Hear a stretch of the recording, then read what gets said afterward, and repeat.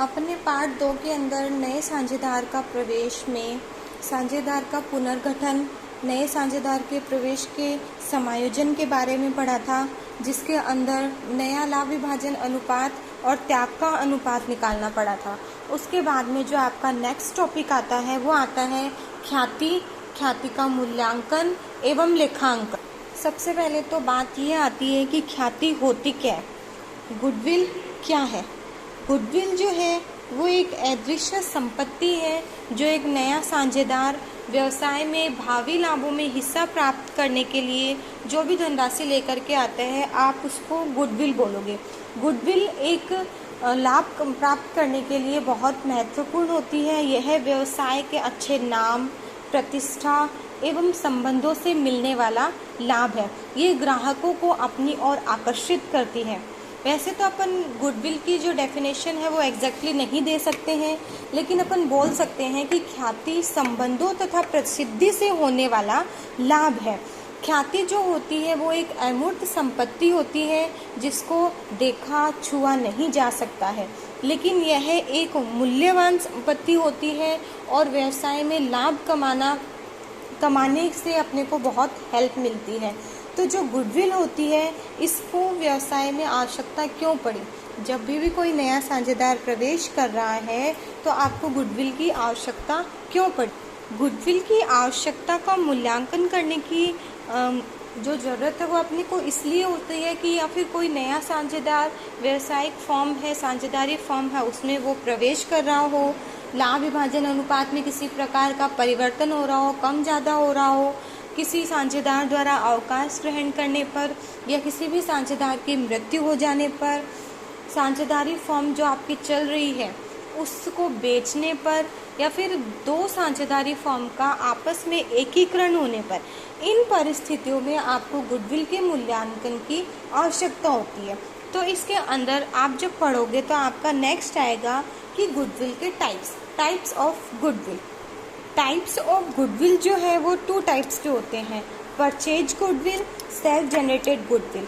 First होती है क्रय की गई ख्याति और आपकी जो सेकंड है वो होती है स्व अर्जित ख्याति।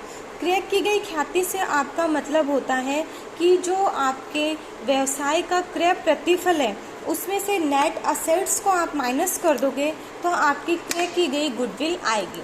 मैंने बोला कि परचेज कंसिडरेशन क्रय प्रतिफल में से आप नेट असेट्स को माइनस कर दोगे तो आपकी गुडविल आएगी। गुडविल को चिट्ठे के असेट साइड में दिखाया जाता है, बैलेंस शीट के संपत्ति पक्ष में दिखाया जाता है। तो क्रय की गई ख्याति का मूल्यांकन अगर आपको करना है तो वो होगा purchase consideration minus net assets. क्रय प्रतिफल में से आप शुद्ध संपत्तियों को माइनस कर दोगे तो आपकी गुडविल आ जाएगी। गुडविल जो है वो बैलेंस शीट के असेट साइड में दिखाई जाती है। इसी प्रकार जो स्व अर्जित ख्याति होती है उसका मतलब आप बोल सकते हो कि व्यवसायिक संस्था के अच्छे संबंधों और यश का मूल्य है। इसमें आपको बताया है अच्छे संबंध और यश का मूल्य। किसी भी व्यवसायिक संस्था का अच्छा संबंध और यश का मूल्य स्व अर्जित ख्याति को उत्पन्न करता है, स्व अर्जित ख्याति के बारे में बताता है। तो इसी प्रकार गुडविल जो है वो आपकी 2 प्रकार की हो गई, क्रय की गई ख्याति और स्व अर्जित ख्याति। उसके बाद में जो गुडविल है उसकी प्रकृति आती है, ख्याति की प्रकृति, नेचर ऑफ गुडविल। गुडविल की जो नेचर है, प्रकृति है, वो 3 प्रकार की होती है, जिसमें आपकी पहली है संस्थागत ख्याति, सेकंड नंबर है आपकी व्यक्तिगत ख्याति और थर्ड नंबर है आपकी आकस्मिक ख्याति। जो व्यक्तिगत ख्याति होती है वो किसी व्यक्ति से संबंधित होती है। जो भी व्यक्ति, जो भी स्वामी जिस भी व्यवसाय में काम कर रहा है उसके काम करने की व्यक्तिगत कुशलता, व्यवहार आदि के कारण जो उसकी ख्याति उत्पन्न होती है वो व्यक्तिगत ख्याति होती है। तो व्यक्तिगत ख्याति का मतलब अपन बता सकते हैं जो किसी व्यक्ति से रिलेटेड होती है। इस जो व्यक्तिगत ख्याति है इसको आप कुत्ते के स्वभाव की ख्याति भी बोलते हैं। इसको कुत्ते के स्वभाव की ख्याति इसलिए बोलते हैं क्योंकि अगर कोई व्यक्ति किसी फॉर्म में, किसी संस्था में काम कर रहा है तो उसकी गुडविल जो है वो वहीं काम आएगी। लेकिन कल को अगर उसने वो फर्म छोड़ दी, वो काम छोड़ दिया और वो कहीं और जाकर के काम कर रहा है तो उसकी जो गुडविल है वो उसके साथ साथ उसकी फर्म में जाएगी जहाँ पे वो काम कर रहा है। तो जैसे कुत्ता होता है वो भी अपने स्वामी के हिसाब से वफादार होता है, जहाँ जहाँ उसका स्वामी चलता है वहाँ वहाँ कुत्ता भी चलता है। इसीलिए अपन इसको व्यक्तिगत ख्याति को कुत्ते के स्वभाव की ख्याति भी बोलते हैं कि जहाँ जहाँ व्यक्ति जाएगा गुडविल उसके साथ साथ जाएगी। संस्थागत ख्याति जो होती है वो संस्था की प्रतिष्ठा नाम के अकॉर्डिंग होती है, वह किसी एक पर्टिकुलर व्यक्ति के लिए ना होकर के पूरी संस्था के लिए होती है। जो संस्थागत ख्याति होती है इसको बिल्ली के स्वभाव की ख्याति भी बोल सकते हैं, क्योंकि अगर किसी भी घर का मालिक बदल जाता है या फिर दूसरा मालिक वहाँ आता है तो बिल्ली अपना स्थान नहीं छोड़ती है, वह उसी जगह निवास करती है। इसी प्रकार संस्थागत ख्याति होती है कि स्वामी के बदल जाने से, वहाँ काम करने के लोगों के बदल जाने से उस संस्था की ख्याति पर कोई प्रभाव नहीं पड़ता है। जो ख्याति उसकी विद्यमान है वह की वह सेम रहती है। इसी प्रकार आपकी जो लास्ट आती है वो आती है आकस्मिक ख्याति। ये जो ख्याति होती है वह स्थिर नहीं होती है। छोटी बड़ी घटना के होने से, आकस्मिक घटना के होने से इसकी ख्याति जो है वो बदलती रहती है। इसीलिए इसके चूहे के स्वभाव की ख्याति भी बोलते हैं, क्योंकि जो चूहा होता है वो एक जगह स्थिर नहीं रहता है, वो अपना स्थान बदलता रहता है। आज यहाँ, कल कहीं और, परसों कहीं और, इसके अकॉर्डिंग वो अपना जो स्थान है वो चेंज करता रहता है। तो ये जो आकस्मिक ख्याति होती है इसका मतलब भी यही होता है कि ये चेंज होती रहती है। संस्थागत और व्यक्तिगत ख्याति की तरह ये स्थिर नहीं होती है। इसका दिन प्रतिदिन जो मूल्य है वो बढ़ता और घटता रहता है। इसी प्रकार ख्याति की प्रकृति है जो 3 प्रकार की होती है: संस्थागत ख्याति, व्यक्तिगत ख्याति और आकस्मिक घटना के संबंधित ख्याति। संस्थागत ख्याति को बिल्ली के स्वभाव की ख्याति बोलते हैं, व्यक्तिगत ख्याति को कुत्ते के स्वभाव की ख्याति बोलते हैं और आकस्मिक घटना से संबंधित जो ख्याति होती है उसको चूहे के स्वभाव की ख्याति बोलते हैं। इसके बाद में आपका जो नेक्स्ट टॉपिक आता है वो आता है ख्याति के मूल्यांकन की विधियाँ, कि ख्याति जो है उसको कैसे मूल्यांकित किया जाए, उसका मूल्य का निर्धारण कैसे किया जाए।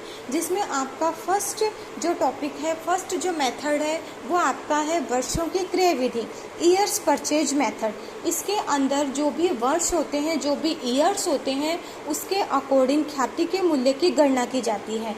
इसमें आपका फर्स्ट नंबर पे आता है औसत लाभ विधि। औसत लाभ विधि, औसत लाभ विधि जो है वो पिछले वर्ष जो भी लाभ हुए हैं उनका सबका टोटल करके या फिर जो भी हानि हुई है उन सबको प्लस या माइनस करके कुल लाभ निकाला जाता है। उसके अंदर वर्षों की संख्या का भाग दे करके औसत लाभ निकाला जाता है। औसत लाभ को आप 2 प्रकार से समझ सकते हो, जिसमें आपका फर्स्ट पॉइंट है सरल औसत लाभ। सरल औसत लाभ जो है इसका निकालने के लिए आप होता है कुल समायोजित लाभ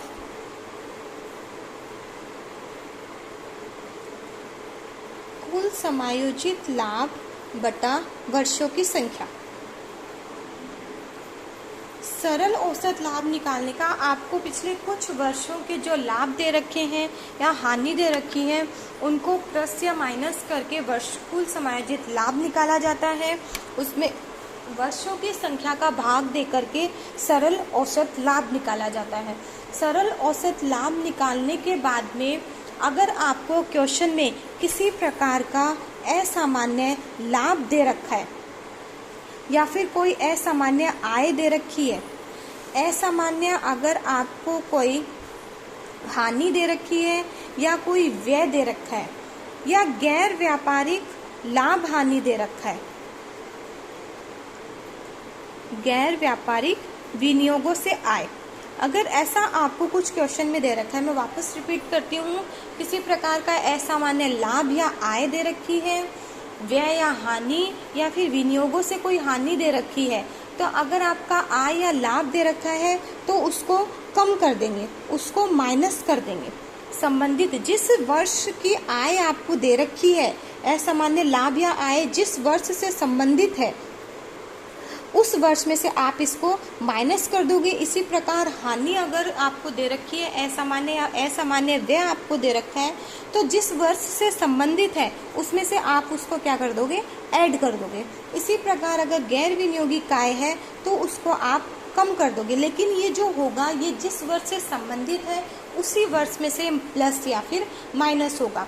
इसके बाद में आप कुल लाभ में से वर्षों की संख्या का भाग दे करके सामान्य औसत लाभ निकालेंगे और सामान्य औसत लाभ निकाल करके आप गुडविल निकालेंगे, जिसका आपका फॉर्मूला होगा actual average profit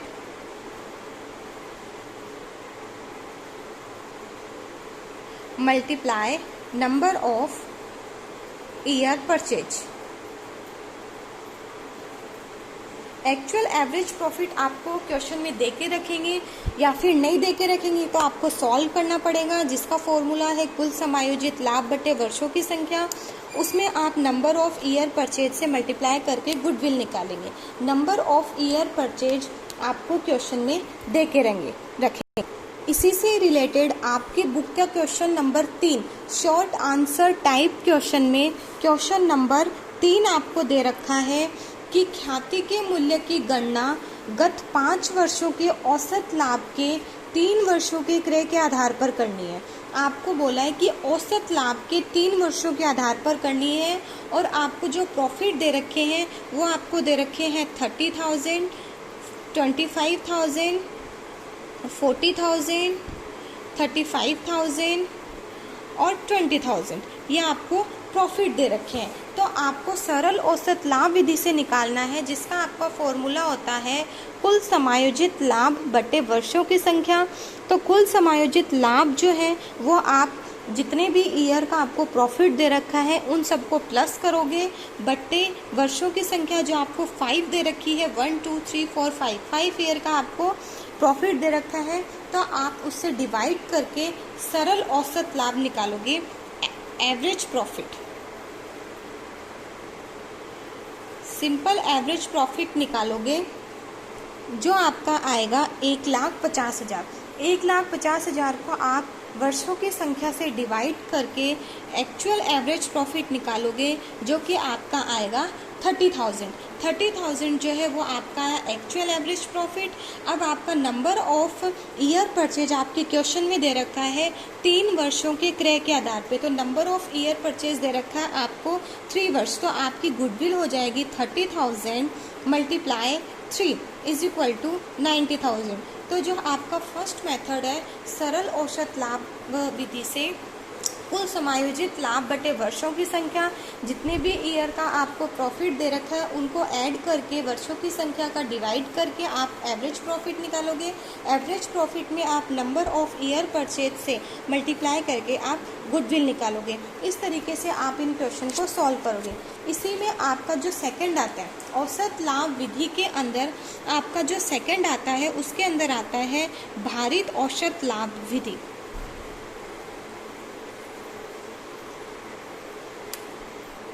second method आपका है भारित औसत लाभ वेटेड एवरेज प्रॉफिट विधि। इसके अंदर आप total product of production profit का टोटल प्रोडक्ट निकालोगे, उसके अंदर टोटल ऑफ वेट भार का जो योग है उससे डिवाइड करोगे, उससे आपका वेटेड एवरेज प्रॉफिट आएगा।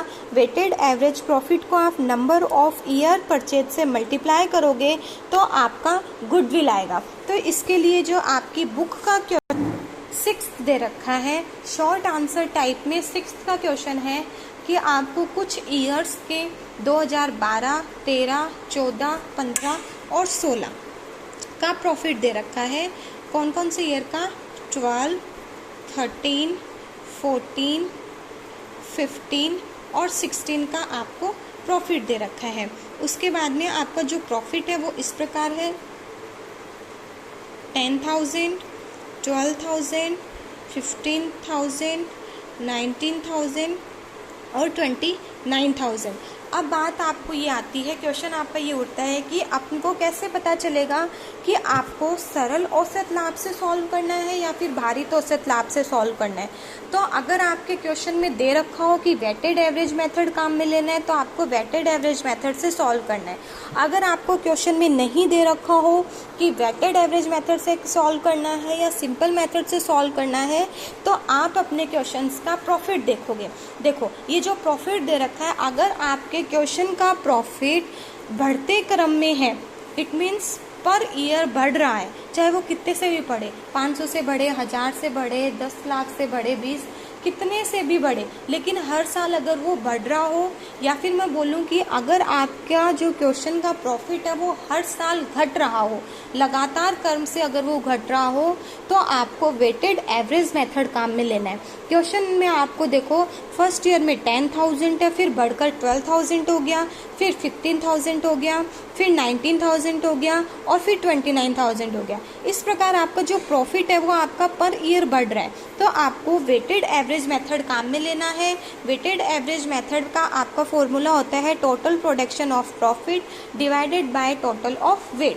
प्रॉफिट आपको दे रखा है, आपको वेट जो है वो आप फर्स्ट से लिखना स्टार्ट करेंगे, जितना ईयर आपको दे रखा है उतना आप लिखते जाएंगे। तो 1 2 3 4 एंड 5 यह आपका वेट आ गया। प्रॉफिट को वेट से मल्टीप्लाई करके आप प्रोडक्शन निकालोगे, प्रॉफिट को वेट से मल्टीप्लाई करके आप प्रोडक्शन निकालोगे। तो आपका प्रॉफिट 10,000 को 1 से करोगे 10,000, 12,000 को 2 से करोगे 24,000, 15,000 को 3 से करोगे 45,000, 19,000 को 4 से करोगे 76,000, 29,000 को 5 से करोगे तो 1,45,000। फिर आप प्रोडक्शन का और वेट का टोटल करोगे। प्रोडक्शन का जो टोटल आया वो आपका 3 लाख आया और वेट का जो टोटल आएगा वो आपका 15 आएगा।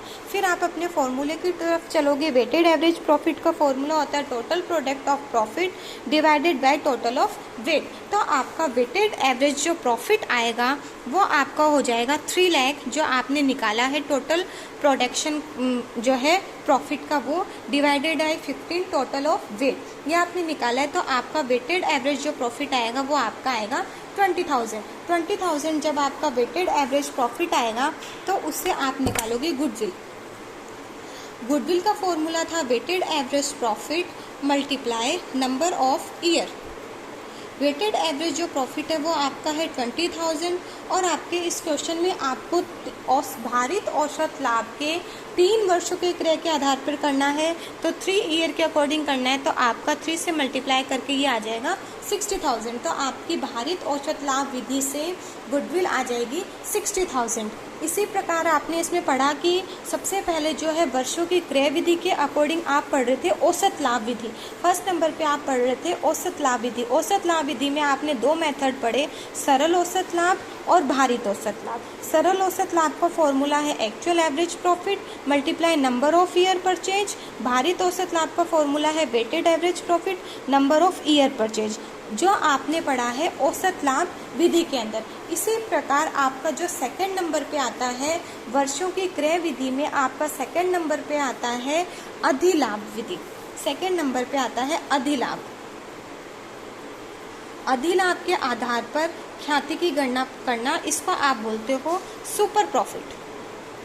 इसको आप बोलते हो सुपर प्रॉफिट। तो सबसे पहले आपको गुडविल निकालने के लिए सुपर प्रॉफिट निकालना पड़ेगा, जो कि इसका फॉर्मूला सुपर प्रॉफिट का फॉर्मूला होता है एक्चुअल प्रॉफिट या एवरेज प्रॉफिट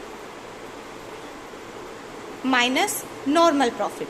मैंने बोला actual profit minus normal profit. अब इसके में आपके पास में 2 वर्ड आए हैं, एक तो एक्चुअल और एक आपका नॉर्मल। देखो जो एक्चुअल प्रॉफिट होती है या इसको बोल सकते हैं एवरेज एक्चुअल प्रॉफिट या एवरेज प्रॉफिट। तो ये जो एवरेज प्रॉफिट है इसको निकालने का आपने यहाँ पे पढ़ा है कि actual average profit multiply number of years return में जो आपने एक्चुअल एवरेज प्रॉफिट निकाला है वही यहाँ पे आपको काम में लेना है, जो कि आपने निकाला है कुल समायोजित लाभ बटे वर्षों की संख्या। तो यहाँ पे जो आप एक्चुअल प्रॉफिट काम में लेंगे वो इसी फॉर्मूले से निकाला हुआ ही काम में लेंगे। अब आपकी सेकंड बात आती है नॉर्मल प्रॉफिट, कि आप नॉर्मल प्रॉफिट को कैसे निकालोगे। तो जो नॉर्मल प्रॉफिट निकालने का फॉर्मूला होता है वो आपका होता है capital employed multiply normal rate of return.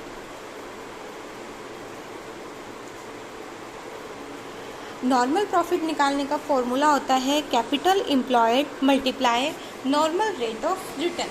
अब आपके पास में आई है कैपिटल एम्प्लॉयड, तो जो कैपिटल एम्प्लॉयड निकालनी है, अगर आपको क्वेश्चन में दे रखी है तो आप डायरेक्ट लिख सकते हो, अगर आपको क्वेश्चन में नहीं दे रखी है तो कैपिटल एम्प्लॉयड निकालने का फॉर्मूला होता है capital employed assets minus liabilities.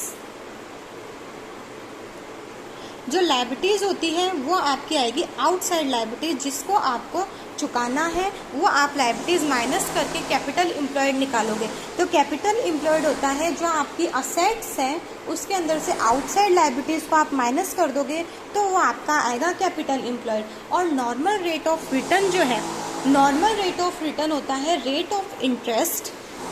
अगर आपको क्वेश्चन में रेट ऑफ इंटरेस्ट और रिस्क फैक्टर, जोखिम के तत्व अगर आपको दे रखे हैं तो इनको ऐड करके आप नॉर्मल रेट ऑफ रिटर्न की जो है वो वैल्यू निकालेंगे।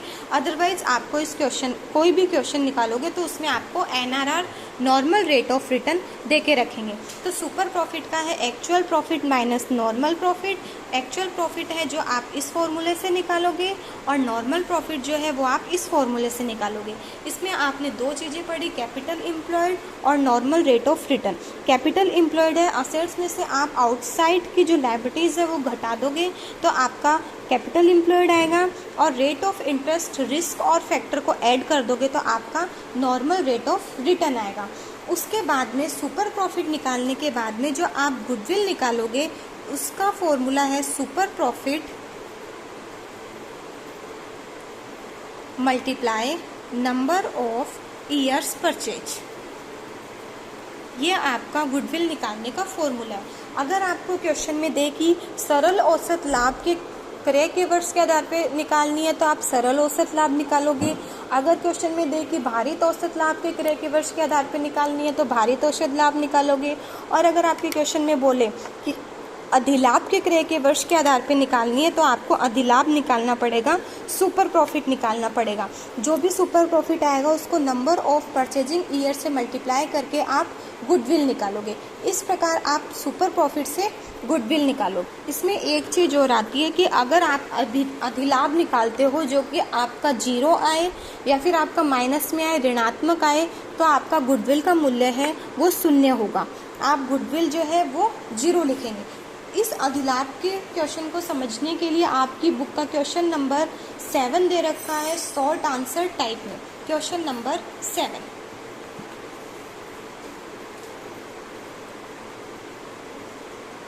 क्वेश्चन नंबर 7 में आपको बोला है कि फर्म की पूंजी 2 लाख है। फर्म की जो पूंजी है वो आपकी 2 लाख रुपए दे रखी है। औसत लाभ 30,000 रुपये दे रखे हैं। सामान्य प्रत्याय की जो दर है वो आपको 10% दे रखी है। आगे बोल रहा है कि ख्याति का मूल्य अधिलाभों के 3 वर्ष के क्रय के आधार पर करना है।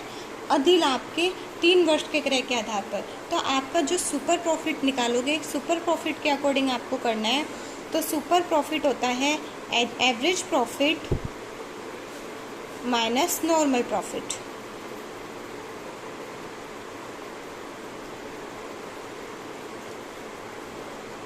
Average profit minus normal profit. Average profit जो है वो आपको दे रखा है 30,000। नॉर्मल प्रॉफिट आपको निकालना पड़ेगा। तो नॉर्मल प्रॉफिट का फॉर्मूला होता है capital employed multiply normal rate of return. Capital employed multiply normal rate of return. Capital employed 2 lakh का दे रखा है, नॉर्मल रेट 10% है, तो ये आपका आ जाएगा 20,000। आपको जो एवरेज प्रॉफिट दे रखा है क्वेश्चन में वो 30,000 दे रखा है। नॉर्मल रेट ऑफ रिटर्न के अकॉर्डिंग नॉर्मल प्रॉफिट 20,000 आया, तो आपका सुपर प्रॉफिट आ जाएगा 10,000।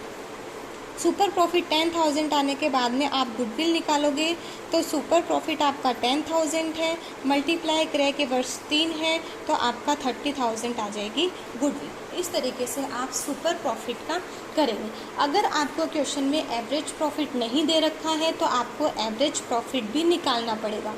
और अगर आपको क्वेश्चन में एवरेज प्रॉफिट दे दिया, इसके अलावा असामान्य लाभ या हानि या विनियोगों से किसी प्रकार का लाभ दे रखा है, तो आप एवरेज प्रॉफिट में से जो क्वेश्चन में आपको दे रखा है उसमें से असामान्य लाभ हानि उनका एडजस्टमेंट करोगे, उसके बाद में नॉर्मल प्रॉफिट को घटा करके सुपर प्रॉफिट निकालोगे। इसी तरीके से आपकी जो ख्याति के मूल्यांकन में फर्स्ट वर्षों की क्रय विधि है, जिसमें आपने औसत लाभ विधि और अधिलाभ विधि 2 पढ़ी है, ये खत्म होती है। ओके।